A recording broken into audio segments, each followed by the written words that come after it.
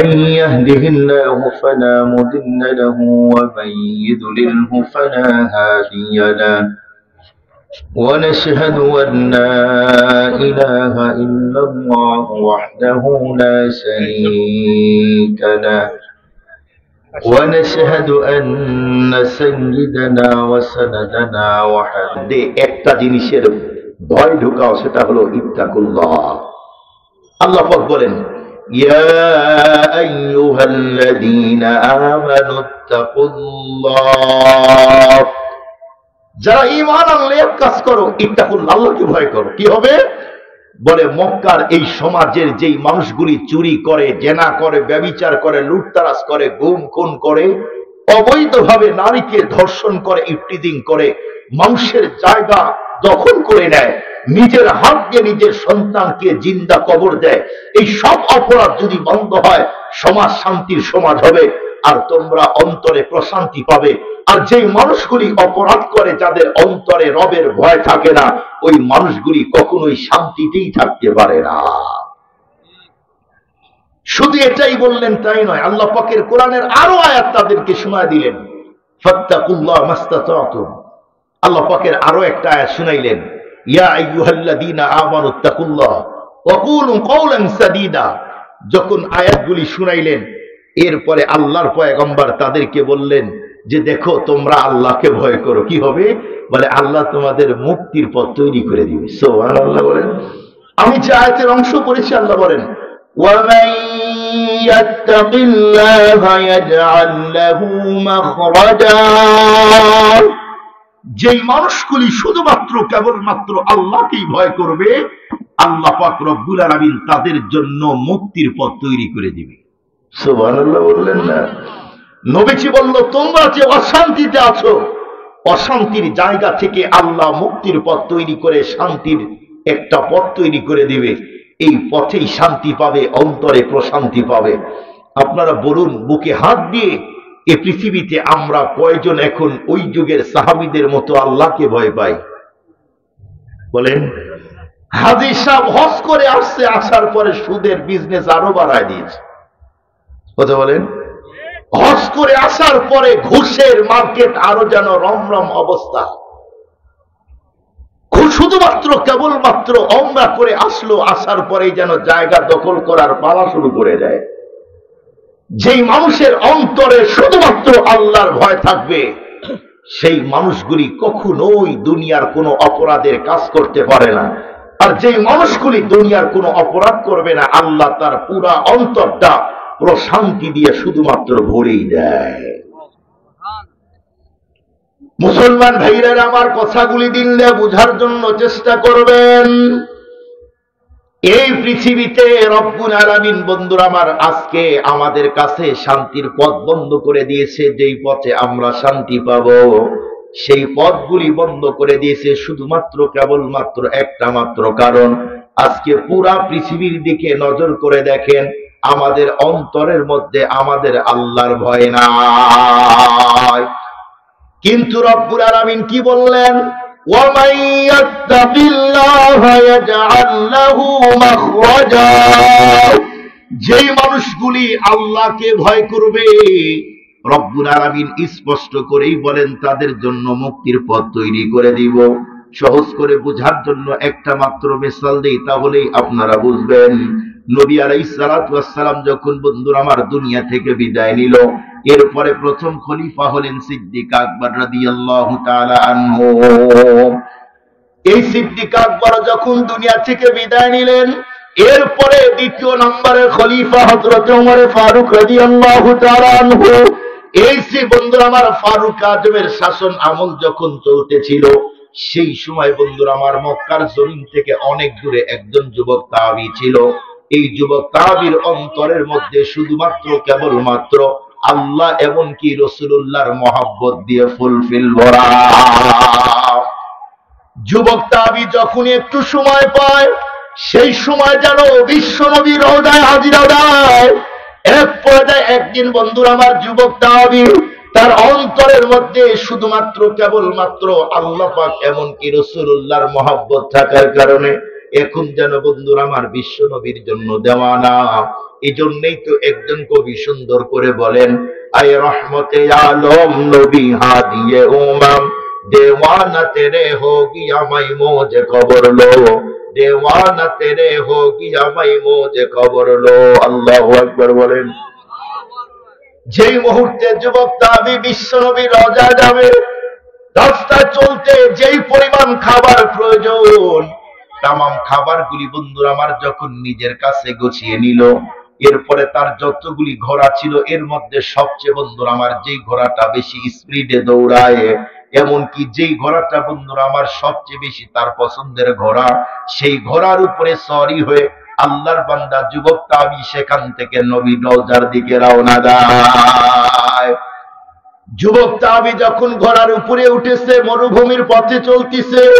আমাদের দেশের মধ্যেই দেখবেন যখন সবচেয়ে বেশি গরম হয়, অনেক মানুষগুলি রাস্তার মধ্যেই যেন দাঁড়িয়ে থাকতে পারে না, তখন গাছের নিচে যায়। আর মরুভূমির পথের মধ্যে যখন চলতেছে কিন্তু শুধুমাত্র রোদ আর রোদ, এই রোদের কারণে যেন যুবকের শরীরটা ক্লান্ত, এমনকি বন্ধুরা আমার পরিশ্রান্ত হয়ে যায়। যুবক ভাবতেছে যদি একটু আমার বিশ্রাম নেওয়ার সুযোগ হয় তাহলে আমার জন্য, এমনকি আমার ঘোড়ার জন্য বড় ফায়দা হয়। এই নিয়ত করে যেই মুহূর্তে যুবক চলতেছে, এক পর্যায়ে অল্প একটু বন্ধুরা আমার যাবার পরে নজর করে তখন দেখলো বিশাল বড় একটা বন্ধুরা আমার খেজুরের বাগান দেখা যায়। আল্লাহর বান্দা যুবক তাবি সেই মুহূর্তে বাগানের মধ্যে ঢুকে গেল। এরপরে সেই বাগানে ঢুকার পরে ঘোড়ার উপর থেকে নামার পরে ঘোড়াকে সুন্দর করে দড়ি দিয়ে গাছের সাথে বেঁধে দেয়। মুসলমান ভাইরা আমার, যেই মুহূর্তে ঘোড়াটাকে সুন্দর করে বেঁধে দিল, এরপরে যুবক তাবি খাবারগুলি বের করে রুচি মতো খাবার খায়। অল্প টাইমের মধ্যেই যখন খাবার খাওয়া কমপ্লিট হয়ে গেল, যুবক তাবি সেই মুহূর্তে ভাবতেছে আমার শরীরের যেই কন্ডিশন, এখন যদি একটু মাত্র আমি বিশ্রাম করি উপকার হয়। সেই মুহূর্তে বন্ধুরা আমার যুবক তাবি যখন খেজুরের গাছের সাথে টেক লাগাইল, অল্প টাইমের মধ্যে যুবকের চোখের মধ্যে আল্লাহ পাক যেন কুদরতের ঘুম দিয়ে দেয়। মুসলমান ভাইরা আমার, যেই মুহূর্তে যুবক তাবি ঘুমিয়ে গেছে, ক্ষুধার কারণে ঘোড়া যেন তখন ছটফট করতেছে। এক পর্যায়ে আল্লাহ পাক কুদরতি ভাবে ঘোড়ার রশিও তখন খুলে দেয়। সেই মুহূর্তে ঘোড়া বন্ধুরা আমার ক্ষুধার কারণে যখন দৌড়াদৌড়ি করতেছে, একটু নজর করে দেখলো দূরে এক জায়গায় ছোট্ট ছোট্ট খেজুরের বাগান দেখা যায়। সেই মুহূর্তে বন্ধুরা আমার ঘোড়া সেই বাগানের মধ্যে ঢুকে গেল। যাওয়ার পরে সেই জায়গার খেজুরের প্রথম থেকে অনেকগুলি গাছ যখন খায়, এমনকি ওই ঘোড়া নিজের পা দিয়ে বন্ধুরা আমার পদপিষ্ট করে দেয়। গাছগুলি যেন নষ্ট করতেছে আর গাছগুলি খাইতেছে। এই গাছ বন্ধু আমার খেজুরের বাগানের মালিক ছিলেন একজন বৃদ্ধ মানুষ। সেই সময় তার দুইটা সন্তান ছিল, তাদেরকে ডেকে বলল, বাবা লম্বা টাইম হয়ে গেল, এখন পর্যন্ত খেজুরের বাগান দেখতে গেলাম না। আমার মন বলতেছে না জানি খেজুরের বাগানে কি হইতেছে। এই জন্য এই মুহূর্তে আমি তোমাদের দুই ভাইকে বলতে চাই, দ্রুতই তোমরা আমাদের খেজুরের বাগানটা দেখে আসো যাও। দুই ভাই সেই সময় ডেকে বলল, বাবা না না না, এত রোদের মধ্যে যাওয়ার কোন সুযোগ নাই। সূর্য এমন ভাবে জমিনে তাপ দিতেছে, জমিন থেকে মনে হয় যেন আগুনের স্ফুলিঙ্গ গুলি এখন বের হয়। এরপরে যা বৃদ্ধ লোক তখন ডেকে বলল, বাবা শোনো, তোমরা যদি দুই ভাই যেতে না চাও, আমি বাবা অবশ্যই এখন আমাকেই যেতে হয়। মুসলমান ভাইরা আমার, বাবা যখন খেজুরের বাগান দেখার জন্য রওনা দিয়েছে, হাতের মধ্যে চলতে বন্ধুরা আমার যেই লাঠি ব্যবহার করে, যখন লাঠি হাতের মধ্যে নিল, এমনকি বন্ধুরা আমার রাস্তায় চলার জন্য যা যা প্রয়োজন যখন বাবা রওনা দিয়েছে, অল্প একটু যাওয়ার পরে নজর করে দেখে তার বাগানের মধ্যে বিশাল বড় একটা ঘোড়া দেখা যায়। মুসলমান ভাইরা আমার, কথাগুলি একটু পূর্ণ মনোনিবেশ দিয়ে শোনার জন্য চেষ্টা করেন। যে মুহূর্তে বৃদ্ধ লোক নজর করে দেখেছে তার বাগানের মধ্যে বিশাল বড় একটা বন্ধুরা আমার ঘোড়া দেখা যায়, এক পর্যায়ে বন্ধুরা আমার বৃদ্ধ লোকটা হাতের মধ্যে তখন পাথর উঠায় নিল। কারণ হলো কাছে যাওয়ার পরে আমি যদি এই পাথরটা ঘোড়ার দিকে আমি ছুড়ে দেই, তাহলে ঘোড়া হয়তো জমিন থেকে অন্য জায়গায় চলে যাবে। এই টার্গেট নিয়ে হাতের মধ্যে পাথর নিয়ে বৃদ্ধ লোক যখন ঘোড়ার দিকে এগিয়ে গেছে, যাওয়ার পরে পাথর যখন ঘোড়ার দিকে ছুড়ে দিয়েছে, কিন্তু ঘোড়ার এমন একটা পয়েন্টে লেগেছে, লাগার সঙ্গে সঙ্গে ঘোড়া জমিনের মধ্যে পড়ে মরে যায়। এ দৃশ্য দেখার পরে বন্ধুরা আমার, বৃদ্ধ লোকটা তখন নিজেকেই যেন ক্ষমা করতে পারে না। কারণ হলো, আমি একজন মানুষ হয়ে আর একজন মানুষের সম্পদ নষ্ট করলাম, তা মানাই যায় না। আল্লাহু আকবার বলেন, আল্লাহু আকবার। সেই যুগের মানুষের অন্তরে ছিল আল্লাহর ভয়। একজনের সম্পদ নষ্ট করেছে, এখন ভিতরে ভয়, কিয়ামতের দিন আল্লাহর দরবারে দাঁড়াবো কেমনে। অথচ আমাদের দেশে কত ড্রাইভার আছে, কত মোটরসাইকেল চালক আছে, কত রিক্সা চালক আছে, কত ট্রাক চালক আছে, কত প্রাইভেট কার চালক আছে, দেখবেন তাদের চাকার নিচে যদি হাঁস, মুরগি, ছাগল পড়ে, এমনকি যদি মাংসও পড়ে যায়, তখন পিছনের দিকে তাকাইতে চায় না, স্পিরিট বাড়া দিয়ে যেন পালাই যেতে চায়। কেন? এখন যদি ধরে, আমার তো আর বাঁচার কায়দা নেই, কারণ আমার তো 500, 1000, 2000 জরিমানা করবে। এই জন্য টাকা জরিমানা না দেওয়ার ভয়ে এখান থেকে পালিয়ে যায়। ওই সমস্ত দোস্তদেরকে বলতে চাই, তুমি একজনের হাঁসকে মারলে, একজনের ছাগল মারলে, একজনের মুরগি মারলে, আজকে যদি দুনিয়াতে এটা মিউচুয়াল না করো, পরপারে যদি যাও, সেই দিন হাঁসওয়ালা, মুরগিওয়ালা, মানুষ হত্যা করনেওয়ালাও ছাড় দিবে না। সেই দিন আল্লাহ তোমাকে ক্ষমা করবে না। মনে রাখবেন, হক হলো দুই প্রকার, একটা আল্লাহর হক আর একটা বান্দার হক। কোন মানুষ যদি আল্লাহর হক নষ্ট করে, হয়তো আল্লাহ ক্ষমা করে দিবে। কেন? কাউকে জিজ্ঞেস করার দরকার নেই। আল্লাহ যদি কাউকে ক্ষমা করে, তাহলে কাউকে জিজ্ঞেস করার দরকার আছে? কথা বলেন। প্রধানমন্ত্রী যদি একটা ফাঁসির আসামিকে যদি বলে যা তোর ক্ষমা, তাহলে কি সারা বাংলাদেশের সব মেম্বার একত্রিত আন্দোলন করলেও এই রায়কে কি খণ্ডন করতে পারবে? আবার ঘুরে দিতে পারবে কি না? কেন? উনি হলেন প্রাইম মিনিস্টার, তার উপরে আর তো কেউ নাই, তার কথার উপরে আর কোনো কথাই নাই। আল্লাহ পাক যদি বলে যা তুই নামাজ পড়স নাই, কি হয়েছে? আমি ক্ষমা করে দিলাম। হজ করস নাই, কি হয়েছে? ক্ষমা করে দিলাম। এটা আল্লাহ পারে, তার ক্ষমতা আছে। কিন্তু কোন মানুষ যদি একজন আর একজনের হক নষ্ট করে, আসমানের মালিক ক্ষমা করবে না। প্রশ্নই আসে না, ক্ষমাই করবে না। সম্মানিত মুআজ্জাজ মুহতারাম হাজিরিন, বলুন তো আমাদের দেশের মানুষ এখন হক নষ্ট করার প্রতিযোগিতা করে কিনা? প্রতিযোগিতা করে। আপনারা ভাবতেছেন যে হুজুর মানুষকে আবার হক ছাড়ার প্রতিযোগিতা করে? হ্যাঁ করে। এদেশে কয়জন বাবা তার সন্তানের হক আদায় করে? এদেশের কয়জন টিচার তার স্টুডেন্টের হক আদায় করে? এদেশের কয়টা ভাই তার ছোট ভাইদের হক আদায় করে? এদেশের কয়টা স্বামী তার স্ত্রীর হক আদায় করে? এদেশের কয়টা নেতা তার জনগণের হক আদায় করে? জরিপ করে দেখেন, বাংলাদেশের কোন মানুষ সঠিকভাবে এখন মানুষেরও হক আদায় করে না, আল্লাহরও হক আদায় করে না। হক বড় সিরিয়াস জিনিস, সিরিয়াস। সম্মানিত উপস্থিতি, আমাদের দেশে দেখবেন অনেক মানুষ আছে দোকানে বাকি খায়। আছে না নাই? খায় না? আপনাদের খায় তো, স্বাভাবিক কথা। দেখবেন দোকানদার যদি টাকা চায়, দিতে চায় না, দোকান চেঞ্জ করে অন্য দোকানে বাকি খায়। এই দোকানদার হন্যে খুঁজে কিনে লোক গেল কই, 5000 বাকি দিলাম। যখন টাকা চায়, টাকাও দিতে চায় না, সাক্ষাৎও দিতে চায় না। এই অবস্থায় যদি ওই দোকানদারের টাকা না দিয়ে মরণ হয়, বলুন দোকানদার কিয়ামতের দিন ছাড়বে? কথা বলেন না কেন ভাই? ছাড়বে না। খুব ভালো করে বোঝার জন্য একটা মিসাল দিই। আমাদের বাংলাদেশে এক জায়গায় একজন মানুষ দেখবেন, যার টাকা যত কম তার কাছে টাকার দাম তত বেশি। কি কথা ঠিক না? যার কাছে আছেই 500 টাকা, ওই লোকের কাছে কিন্তু 500 টাকার দাম অনেক বেশি। যার কাছে 5 লক্ষ আছে, তার কাছে 500 টাকা কোনো টাকাই না। তো এখন এক লোক মারা গিয়েছে, এখন বলতেছে যাই তোমরা যদি আমার বাবার কাছ থেকে কেউ কিছু পাও, এই মুহূর্তে বলো, দিয়ে দেই, অথবা পরে বইল। এক লোক তখন দাঁড়িয়ে বলতেছে, আমি তোমার বাবার কাছে 50 টাকা পাই, 50 টাকা দিতেই হবে, এছাড়া জানাজা করতে দিবা। কি বুঝলেন কোথায়? 50 টাকা ছাড়া জানাজা করতে দিবে না। এক ভাই তখন বলে, তুমি এদিকে আসো, তুমি প্রয়োজনে 100 টাকা নিয়ে যাও। এই কথা বলো না, আমার বাবা নিতেই পারে। তার মানে দুনিয়াতেই কবরে রাখার আগেই বলতিছে 50 টাকা যদি না দাও ওর কাছে আমি পাই, এ টাকা দিতেই হবে। আপনারা ভাবতেছেন 50 টাকার জন্য কেউ কি বলে? আরে ভাই, 1 টাকার জন্য মানুষ মারামারি করে, বিশেষ হয় না? আমি তো জামিলনগর থাকি, আজ যখন কলেজের গেটে একদিন চা খাচ্ছি, একদম ভদ্র মানুষ, চেহারা, স্কিন, ফিটনেস সব দিক দিয়ে দেখতে আকর্ষণ। চায়ের দোকানদারের সাথে 1 টাকা নিয়ে এখন মারামারি করব। 1 টাকা।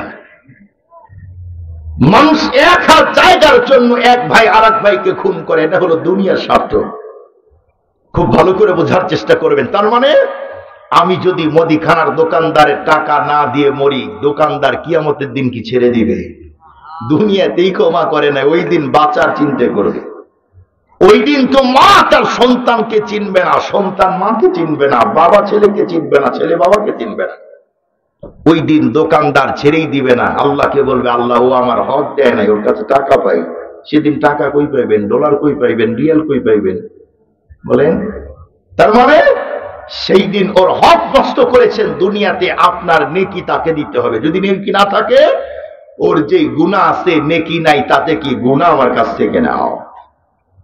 এর জন্য হক বড় সিরিয়াস। মানুষের সম্পদ যেন আমার কাছ থেকে নষ্ট না হয়। বৃদ্ধ লোক চোখের পানি ছেড়ে কান্না করতেছে, আল্লাহ, আমি একজন মানুষের সম্পদ নষ্ট করে দিলাম, হক নষ্ট করে দিলাম। এখন যদি এই লোকটা মরার পরে আমাকে জিজ্ঞাসা করে যে আমার ঘোড়াকে তুমি হত্যা করেছো, আমার ঘোড়ার কি অপরাধ ছিল? কারণ ঘোড়ার জন্য তো আর শরীয়ত নাই যে একজনের বাড়ির খেজুর গাছ খাইতে পারবে আর আরেকটার জন্য খাইতে পারবে না। ওর কি শরীয়ত আছে? আমাদের দেশে দেখবেন গরু নিজের মালিকের ধানও খায়, অন্যটাও খায়। তার মানে ওর জন্য সব হালাল, না যাইছে না। যার সাথে মন চায় তার সাথে যৌনাচার করবে, এটা তার জন্য হালাল, আল্লাহ করে দিয়েছে। কিন্তু আপনি যে নিরপরাধ, আপনি অন্যায়ভাবে একটা প্রাণীকে হত্যা করলেন, তার মানে ওর হক নষ্ট করলেন। এই জন্য ওই বৃদ্ধ লোকের চিন্তা। মুসলমান ভাইরা, আমার কথাগুলি দিন দিয়ে বোঝার জন্য চেষ্টা করবেন। এক পর্যায়ে বৃদ্ধ লোক সেই মুহূর্তে চোখের পানিগুলো ছেড়ে যখন আল্লাহ পাক রব্বুল আলামিনের কাছে যখন কান্না করতেছে, আল্লাহকে ডেকে বলছে, রব্বুল আলামিন, এই ঘোড়ার মালিককে আমার কাছে পৌঁছিয়ে দাও। কারণ হলো দুনিয়াতেই যদি ওর কাছে ক্ষমা অথবা জরিমানা যদি না দেই, কিয়ামতের দিন এই ঘোড়ার মালিক কখনোই আমাকে ছাড় দিবে না। এভাবে দোয়া করতে করতে যুবকের যেন ঘুম ভেঙে গেল।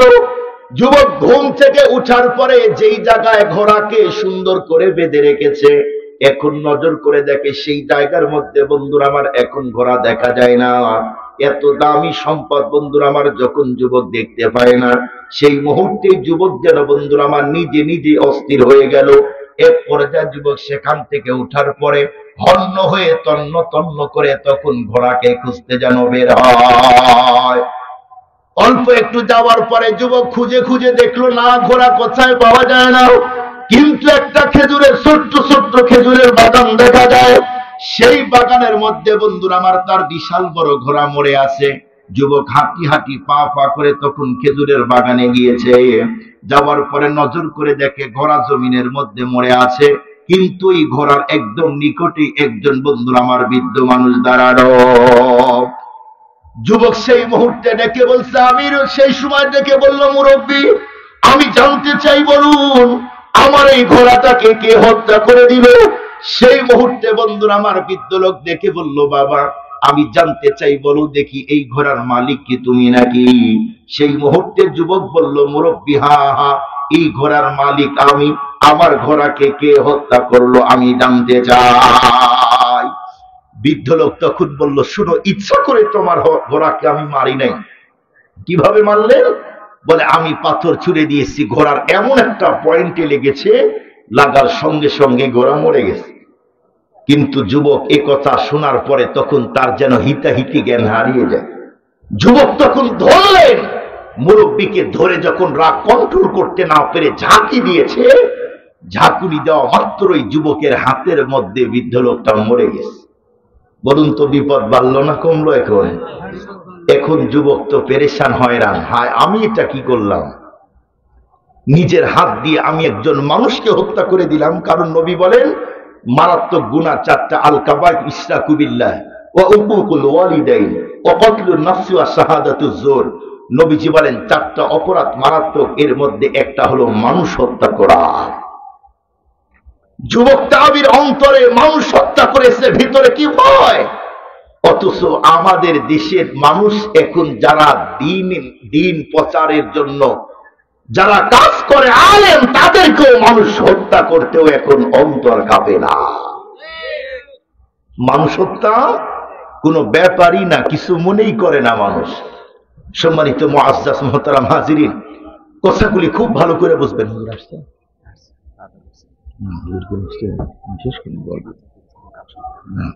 সম্মানিত মুআজ্জাজ মুহতারাম হাজিরিন, এক পর্যায়ে যুবক এদিক দিয়ে ভাবতে চায়, হায় হায় এখন আমি কি করলাম। এই বৃদ্ধ লোকের দুইটা ছেলে, দুই ভাই, একজন আরেকজনকে বলে কিরে লম্বা টাইম পার হয়ে গেল, আব্বু আসে না, কোথায় গেল? দুই ভাই বের হওয়ার পরে নজর করে আস্তে আস্তে দেখে যে তাদের বাগানের মধ্যে অপরিচিত ভিনদেশি একজন যুবক দেখা যায়। বডি ফিটনেস, উঁচা লম্বা, অবয়ব সব দিক দিয়ে বড় আকর্ষণীয়। কাছে গিয়ে বলল, যুবক তুমি আমার বাবাকে কি হত্যা করেছো? যুবক বলল, জি আমি হত্যা করেছি। সেই মুহূর্তে দুই ভাই যুবকের হাত টান টান করে বলল, বর্তমানের বিচারক হলেন আমিরুল মুমিনিন হযরত ওমর ফারুক রাদিয়াল্লাহু তাআলা, এই জন্য তোমাকে এখন নিয়ে যেতে চাই। মুসলমান ভাইরা আমার, এক পর্যায়ে যুবককে ধরে দুই ভাই যেই মুহূর্তে ফারুক আজম রাদিয়াল্লাহু তাআলা আনহুর কাছে নিয়ে গিয়েছে, এরপরে ফারুক আজমকে তখন ডেকে বলল, আমিরুল মুমিনিন, এই যে যুবককে ধরে নিয়ে আসলাম, এই যুবক নিজের হাত দিয়ে আমার বাবাকে হত্যা করে দিয়েছে। সেই মুহূর্তে ফারুক আজম ডেকে বলল, যুবক সত্যি করে বলো, তুমি কি নিজের হাত দিয়ে তার বাবাকে হত্যা করেছো? সেই মুহূর্তে যুবক ডেকে বলছে, আমিরুল মুমিনিন, হা হা, আমি নিজের হাত দিয়ে তার বাবাকে হত্যা করে দিয়েছি। ফারুক আজম সেই মুহূর্তে তখন ডেকে বলল, যুবক রে, একজন মানুষে আরেকজন মানুষকে, নিরপরাধ মানুষকে হত্যা করলে কোন অবস্থাতে ইসলাম আর শরীয়ত তাকে ছাড় দেয় না। এখনই তোমার ফাঁসি হবে, বাঁচার কোনো সুযোগ নাই। কিন্তু তোমার কাছে আমি একটা মাত্র জিনিস জানতে চাই। যুবক সেই মুহূর্তে ফারুক আজমকে ডেকে বলল, আমিরুল মুমিনিন বলুন দেখি কি বলতে চান। ফারুক আজম তখন ডেকে বলল, যুবক আমি জানতে চাই, বলো এই দুনিয়াতে মৃত্যুর আগ মুহূর্তে তোমার দিলের মধ্যে কোনো তামান্না আছে কিনা? যুবক সেই মুহূর্তে ডেকে বলল, আমিরুল মুমিনিন, হ্যাঁ আমার দুইটা তামান্না আছে। ফারুক আজম সেই মুহূর্তে ডেকে বলল, বলো কি দিলের তামান্না? এক পর্যায়ে যুবক তখন ডেকে বলল, আমিরুল মুমিনিন, আমার প্রথম তামান্না হলো আমার অনেকগুলি ফ্রেন্ড সার্কেল আছে, তাদের সাথে আমি শেয়ার বিজনেস করি, তাদের অনেকগুলি টাকা আমার কাছে আমানত আছে। মৃত্যুর আগ মুহূর্তে তাদের টাকাগুলি আমি তাদের হাতে পৌঁছিয়ে দিয়ে এরপরে মৃত্যুবরণ করতে চাই। ফারুক আজম দ্বিতীয় নাম্বার কারণ জানতে চাইল, বলো দ্বিতীয় নাম্বার কি তামান্না? সেই মুহূর্তে যুবক দেখে বলছে, আমিরুল মুমিনিন, আমার দ্বিতীয় নাম্বার তামান্না হলো এ পৃথিবীতে আমার কোনো ভাই নাই, আমার আপন বলতে কেউ নাই, শুধুমাত্র কেবলমাত্র একজন আছেন, তিনি হলেন আমার মা। আপনি যদি আমার একটু সুযোগ দেন, আমার মায়ের সাথে আমি একটু শেষ বিদায় নিতে চাই। ফারুক আজম ডেকে বলছে, যুবক যাও, তোমারে আমি অনুমতি দিলাম, এর আগে অনেক কথা আছে। এক পর্যায়ে যুবক সেখান থেকে গেলেন। এরপরে যাওয়ার পরে বন্ধুরা আমার, তাদের যতগুলি ফ্রেন্ড সার্কেল ছিল সকলকে একত্রিত করে বলল, এই যে তোমাদের টাকাগুলি নাও। যেই মুহূর্তে বন্ধুরা আমার তাদের টাকাগুলি পৌঁছিয়ে দিল, এরপরে সেই মুহূর্তে বন্ধুরা আমার যুবক সেখান থেকে তার মায়ের কাছে গিয়েছে। যাওয়ার পরে মাকে ডেকে বলল, মা এই দুনিয়াতে তোমার সাথে আমার আর দেখা হবে না। মা তখন বলল, বাবা কি হয়েছে তোমার? তুমি দুনিয়াতে আমার সাথে আর সাক্ষাৎ দিতে চাও না? চোখের পানি ছেড়ে যুবক বলতিছে, মা গো, তোমার সাথে দুনিয়াতে আর দেখা হবে না। তোমার যেই সেবা, যেই যত্ন করতে হয়, আমি সেই সেবার যত্ন করতে পারি না। মা গো, তুমি আমাকে ক্ষমা করে মাফ করে দিও। কিয়ামতের দিন তোমার সাথে আমার সাক্ষাৎ হবে, মা বুঝতে না পেরে বলল, বাবা কি হয়েছে? বলল, মা প্রতি বছর নবী আলাইহিস সালাতু ওয়াস সালামের রওজায় যাই, কোনো দুর্ঘটনা ঘটে না। এবছর রাস্তায় চলতে গিয়ে নিজের হাত দিয়ে একজন মানুষকে হত্যা করে দিয়েছি, এখন আমার ফাঁসি হবে। মা শুনতেই তো নিজেকে কন্ট্রোল করতে পারলো না, কারণ আপনারা জানেন এই পৃথিবীতে মা সবচেয়ে বেশি সন্তানকে মহব্বত করে। মা তখন ডেকে বলল, বাবা তোর মৃত্যু হোক মরণ হোক এটা আমি চাই না, তাহলে এখন কি করব মা বলো? সেই সময় বলছে, বাবা এখান থেকে আমরা অন্য জায়গায় চলে যাব। যুবক বলল, মা এখন যদি আমি এখান থেকে যদি আমিরুল মুমিনিন হযরত ওমর ফারুকের কাছে না যাই, একজন নিরপরাধ মানুষকে হত্যা করেছি, এজন্য আমার রায় হয়েছে ফাঁসি। আবার যদি না যাই, আরো একজন নিরপরাধ মানুষ আছে, মাঝখানে আরো কথা আমি অল্প টাইমের জন্য ছেড়ে দিয়েছি কথা। সেই সময় মা কান্না করে, ছেলেও কান্না করে, ছেলে আসতে চায় ফাঁসি হবে, কিন্তু মা আসতে দিতে চায় না। আপনারা জানেন এই পৃথিবীতে আমাকে আর আপনাদেরকে মহব্বত করে অনেক মানুষ। স্ত্রী আমাকে মহব্বত করে স্বার্থে, নেতা মহব্বত করে স্বার্থে, নেত্রী মহব্বত করে স্বার্থে, সন্তান মহব্বত করে স্বার্থে, আত্মীয় মহব্বত করে স্বার্থে। পৃথিবীতে নিঃস্বার্থ মহব্বত করে দুইজন, একজন হলেন মা আর আরেকজন হলেন বাবা। কথা বলেন না কেন ভাই? এই পৃথিবীতে নিঃস্বার্থ মহব্বত করার মানুষ হলো দুইজন, একজন হলেন মা আর আরেকজন হলেন বাবা। অথচ দুঃখ আর কষ্ট নিয়ে বলতে হয়, বলুন তো আমাদের দেশে ওই মা আর বাবার উপরে এই দেশের যুবকগুলি এখন নিজের হাত দিয়ে নির্যাতন করতেছে কিনা? আবার কত যুবক দেখি নিজের হাত দিয়ে আব্বা আম্মা পর্যন্ত তাদেরকে হত্যা করে দেয়। আব্বা আম্মাকে নিজের হাত দিয়ে হত্যা করে দিতেছে। আপনারা অনেক জায়গায় খবর দেখতেছেন, সোশ্যাল মিডিয়া, প্রিন্টিং মিডিয়ায়, কত যুবক তার হাত দিয়ে আব্বা আম্মাকে মারে, কত যুবক তার হাত দিয়ে আব্বা আম্মাকে হত্যা করে দেয়।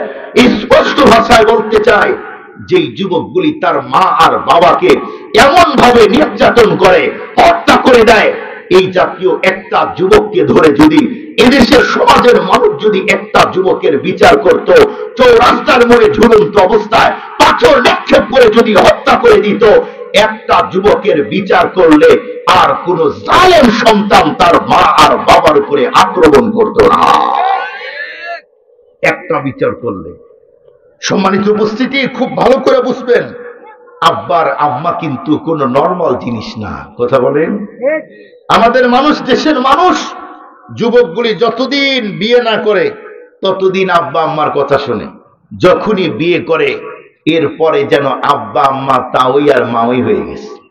কি ভাই, বাপটা এমন না? কথা বলেন না কেন? শহরের মানুষ তো আপনারা জানেন, শ্বশুর শাশুড়ি মাসে 2 মাসে আসে, উন্নত মানের খাবার খায়, শীতের পোশাকও ফিরি ফিরি হাদিয়ে দেওয়া হয়। কিন্তু নিজের মা গ্রামে আসে, একদিন ফোন দিয়ে মায়ের খবরও অনেকে নেয় না, এমনকি শীতের দিনের মায়ের পোশাক আছে কিনা এই খবরও নেয় না। সম্মানিত মুআজ্জাজ মুহতারাম হাজিরিন, এই পৃথিবীতে সবার ভালোবাসার স্বার্থ আছে, নিঃস্বার্থ মহব্বত। ভালোবাসার দুইজন, একজন হলেন মা আর আরেকজন হলেন বাবা। সম্মানিত উপস্থিতি, আপনারা বলুন, পুরা জান্নাতকে কয়েকশো কোটি মিলিয়ন বিলিয়ন ট্রিলিয়ন বার আরো যা আছে এতবার যদি বিক্রয় করা হয় তামাম দুনিয়াকে, তবুও কি জান্নাতের একটা ইট কিনতে পারবে? কথা বলেন না কেন? জান্নাতের একটা ইটের দাম যদি এত বেশি হয়, তাহলে এত বড় বিশাল জান্নাতের দাম মর্যাদা আরো কত বেশি? অনেক বেশি। সেই দামই জান্নাতটায় যদি মায়ের পায়ের নিচে থাকে, তাহলে এবার বলুন ওই মায়ের দাম কত? ওই মায়ের দাম কত? শহরে আসলেন আর মাকে ভুলে গেলেন, এটা না। আজকে যদি আপনার আব্বা আম্মাকে আপনি ভুলে যান, একদিন আপনার সন্তানও আপনাকে ভুলে যাবে। আজকে যদি আব্বা আম্মার জন্য যদি খরচ না দেন, একদিন আপনার সন্তানও আপনার জন্য খরচ দিবে না।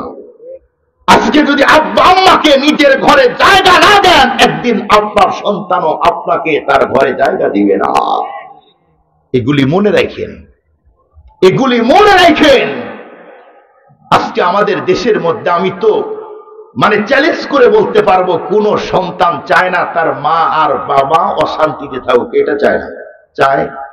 কোন সন্তান আব্বার আম্মার বিপক্ষে যেতে চায় না। যায় কেন? বিয়ে করার পরে ঘরের মধ্যে রাডার আছে, রাডার। চিনেন রাডার? আপনারা রাডার চিনেন? এই স্ত্রী, এটার নাম রাডার। এটার নাম কি? এই রাডারকে ঘরের মধ্যে পাওয়ার পরে, নতুন একটা জীবন সাথী পাওয়ার পরে, এখন বর্তমান যুগ তো শুধুমাত্র ওই টেলিভিশন দেখার যুগ। নাটকে দেখে, নাটকের মধ্যে দেখে, স্বামী কন্ট্রোলে রাখতে হবে। এক জায়গায় এক হোটেলে গিয়েছি, রাস্তায় সম্ভাব্য কক্সবাজারে কোনো প্রোগ্রামে যাওয়ার আগে চট্টগ্রাম নূরজাহান হোটেল তো অনেকে ছিলেন কুমিল্লাতে, এই হোটেলে আমরা নাস্তা করতেছি রাত তখন 2টা হবে, প্রোগ্রাম এদিক শেষ করে কক্সবাজার যাইতেছি। তো আমার সাথে আরো 2-3 জন হুজুর আছে। দেখলাম এক ভাই তার বাচ্চাকে কোলে নিয়ে আসে, আর স্ত্রী উনি ব্যাগ নিয়ে আসে, হাঁটতেছে। যখন খাবার শেষ আমি লক্ষ্য করে দেখি ভাই পকেটে হাত দেওয়া বাদ দিয়ে ভাবি পকেটে হাত দিয়ে টাকা দেয়। কি বুঝলেন আপনারা? ভাবি তার ভ্যানিটি ব্যাগ থেকে টাকা বের করে দিয়ে দিতেছে, তার মানে ভাই চাকরি করে, ইনকাম করে, টাকা ভাবির কাছে থাকে। আর যখন ভাই অপারগ হয়, যখন আর স্ত্রীর সাথে পারে না, নিজেই পারে না, আব্বা আম্মার জন্য কি যুদ্ধ করবে? নিজেই তো যুদ্ধে স্যালেন্ডার, সে আর কাকে নিয়ে যুদ্ধ করবে? মনে রাখবেন, যে সমস্ত মার বোনেরা বয়ান শুনতে আসছেন, তাদের পায়ে হাত দিয়ে বলতে চাই, নিজের শ্বশুর শাশুড়ির সাথে যদি ভেজাল করেন, একদিন আপনি যখন বুড়া হবেন, আপনারও ছেলের বউ আসবে, সেই দিন সেও ভেজাল করবে, ঘরে থাকতে পারবেন না। সম্মানিত মুআজ্জাজ মুহতারাম হাজিরিন, এ দুনিয়াতে নিঃস্বার্থ মহব্বত করার মানুষ তাহলে কয়জন? 2 জন, একজন মা আর একজন বাবা। যদি বিশ্বাস না হয়, আপনাদের কাছে হাজারো জরিপ আছে, আমি একটা জরিপ বলি। করোনার সময় তো বেশি টাইম পার হয় নাই, কম বেশি প্রত্যেকের মনে আছে। কি বলেন আপনারা? অনেক ছেলে অনেক টাকা দিয়েছে, স্ত্রী যেই রাষ্ট্রের যেই কসমেটিক্স চেয়েছে, যেই সাবান চেয়েছে, যেই জাতীয় স্বর্ণের জিনিস চেয়েছে, স্বামী সব পাঠিয়ে দিয়েছে।